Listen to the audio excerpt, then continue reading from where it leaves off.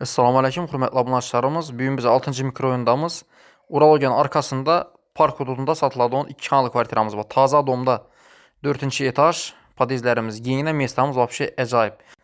Birlikte görüp çıxamız ise like, podpiske basamız. Axırına görəmiz videomuzu. Girgəndən giyin koridor.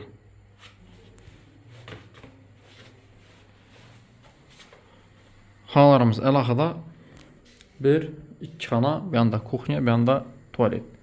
Planşetdən göstərib para verəmizsə doğruda ilə kuxnya.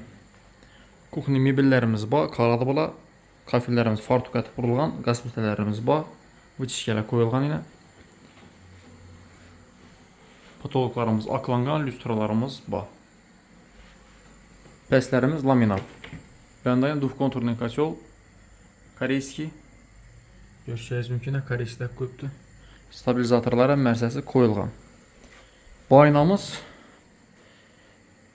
köçə tərəfə, qaran yol tərəfə, ayalarında rişotkələrə bax. Eşiklərimiz şunun MDF eşiklə. Yanında tuvalet.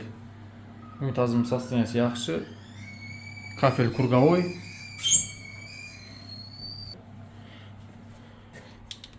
Eşiklərimiz ilə aqua. Su, svet, qazdan muamma yoxdur. Xalasa bomidən.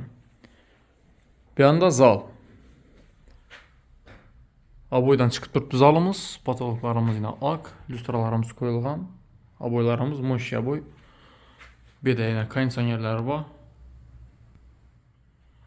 Baynamızdan bir şotkəsi var. Darış yetəmiz. Koridorumuzu görsətdik. Bir anda yine vannamız var. Diğerini iki ötəmiz bir yana. Bu xanamız spalnya. Spalnyamızdan polni moş aboydan çıxıb durdu. Lüstralarımız şu zalınakinin səlikit çıraq ilə. Aynalarımızda rişotkələrimiz var. Eşiklərimiz düşündüyün MDF eşiklər. Sanuculuğumuz Krugoy kafel boğan, aristonlara var, vanaları ilə sastaniyası yaxşı. Registran var, rakvinalar var. Tak, cayımızdan görsətdik. Mesta vapşi zor. Baxasına gələdə onu bolsaq 420 milyon son. Sağ olunla, baxdı onunla.